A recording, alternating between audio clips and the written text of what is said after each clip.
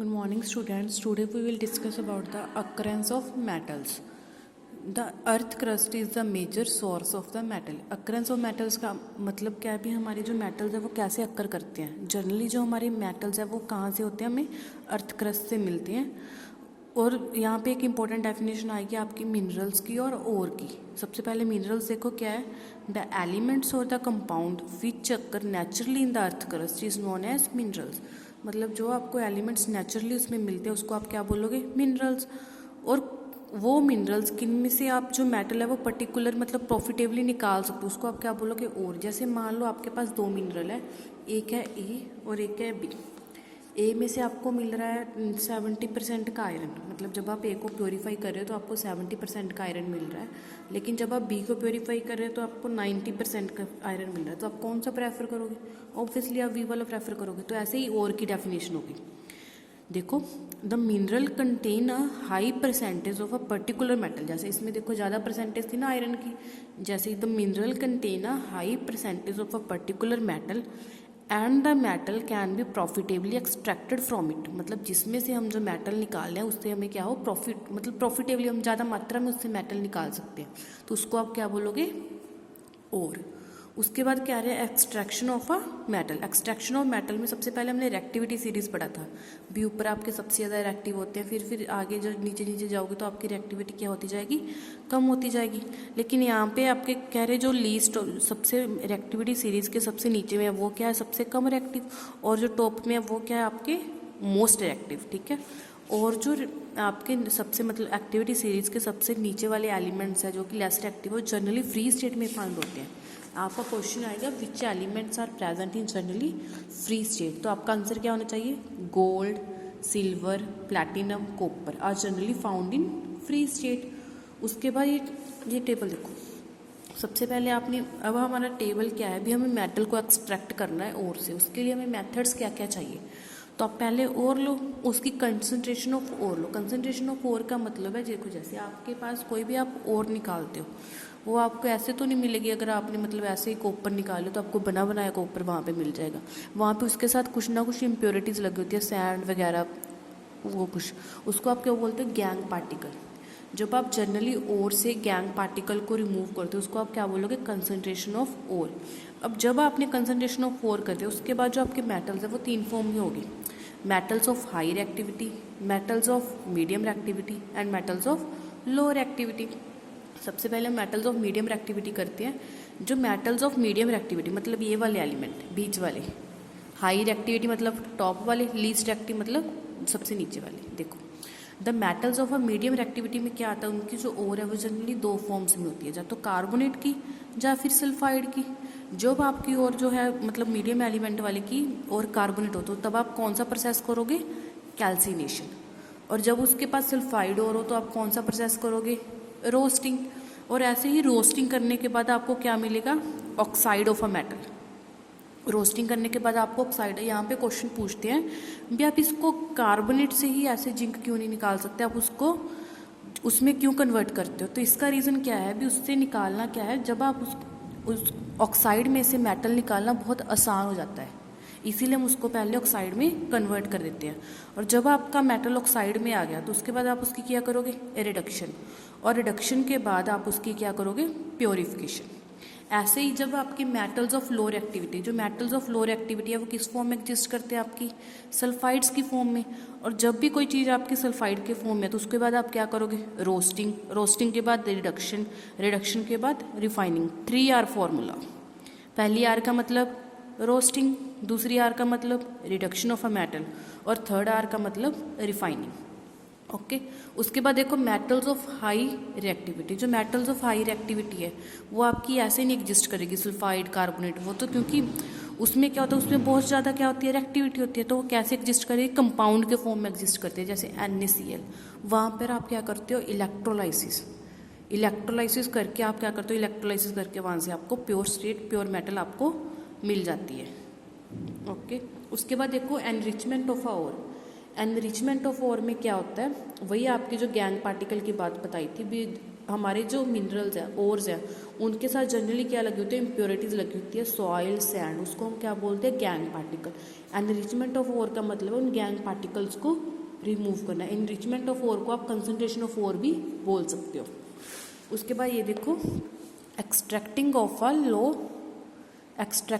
अ लो इन अ activity series, मतलब जो metals आपके सबसे नीचे ना उसको आप कैसे एक्सट्रैक्ट करोगे। सबसे नीचे वाले जो आपके हैं जनरली, जैसे हमने यहाँ पे किया था, कौन सी फॉर्म में, आपकी सल्फाइड फॉर्म में। जैसे मान लो आपका मरकरी, यहाँ पे मरकरी आपका किस फॉर्म में एग्जिस्ट करेगा, सल्फाइड में, तो आप उसकी क्या करोगे, रोस्टिंग। अब रोस्टिंग क्या होता है, उसको हीट करना, किसकी प्रेजेंस में, ऑक्सीजन में।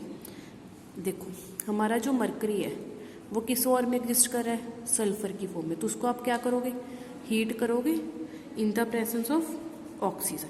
तो ये क्या बनेगा आपके पास, HgO प्लस सल्फर डाइऑक्साइड।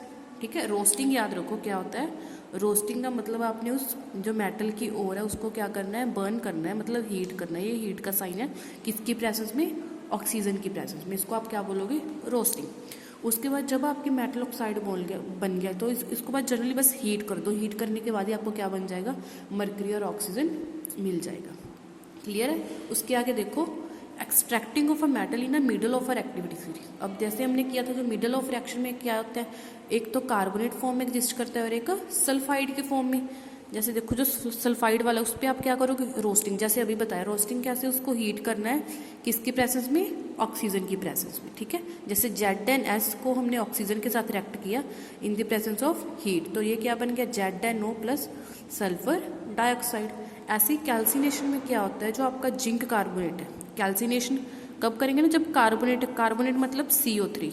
अब यहाँ पे क्या है आपका जिंक कार्बोनेट, इसकी आप क्या करोगे, कैल्सिनेशन मतलब इसको सीधा हीट करोगे, यहाँ पे ऑक्सीजन नहीं। ठीक है, इसको हीट करना तो आपके पास क्या बन जाएगा, ZnO प्लस CO2।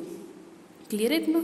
ये होता है कैल्सिन, ये डेफिनेशन आपकी इंपॉर्टेंट है, what is calcination and what is roasting. Roasting means heating the sulphide ore in the presence of oxygen, और calcination means heating the ore in the absence of oxygen. Okay, उसके बाद देखो, जब अब दोनों ही process में हमने क्या बना दिया, जिंक ऑक्साइड के बनाने के बाद हम उसके क्या करेंगे, रिडक्शन कैसे करेंगे हम, सुटेबल रिड्यूसिंग एजेंट, यहाँ पे हमने क्या ले लिया, कार्बन। जब आप उसको कार्बन के साथ रिएक्ट करोगे तो ये क्या बन जाएगा, जिंक अलग रह जाएगा और कार्बन मोनोऑक्साइड आपका अलग रह जाएगा। तो ये क्या हो गया आपका रिडक्शन कैसे किया हमने, रिड्यूसिंग एजेंट जैसे कार्बन यूज़ करके। अब जरूरी नहीं आपने कार्बन यूज़ करना है, अगर आप यहाँ से जिंक से कोई ज़्यादा रिएक्टिव एलिमेंट ले लो तो उसको क्या कर देगा, डिस्प्लेस कर देगा।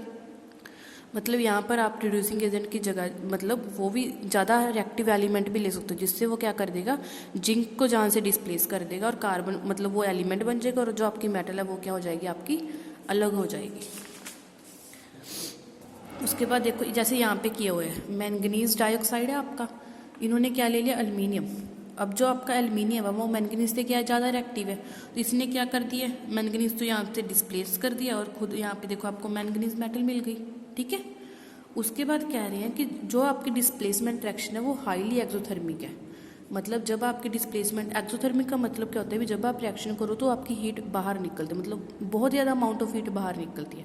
तो इसीलिए जब वो एक्सोथर्मिक है तो आपकी जो मतलब मेटल निकलती है वो जनरली मोल्टन स्टेट में होती है। मतलब ऐसे ही नहीं आपको मैंगनीज चाहिए वो आपको सॉलिड फॉर्म में मिलेगा, नहीं, वो मोल्टन स्टेट में मिलेगा। इसीलिए यहाँ पे एक इंपॉर्टेंट रिएक्शन आती है, थर्मिट रिएक्शन। क्वेश्चन ऐसे आता है, what is thermite reaction and for what it is used. Thermite reaction क्या है, द रिएक्शन ऑफ आयरन 3 का मतलब है आयरन की वैलेंसी आपने कितनी लेनी है, 3, आयरन 3 ऑक्साइड विद एल्युमिनियम।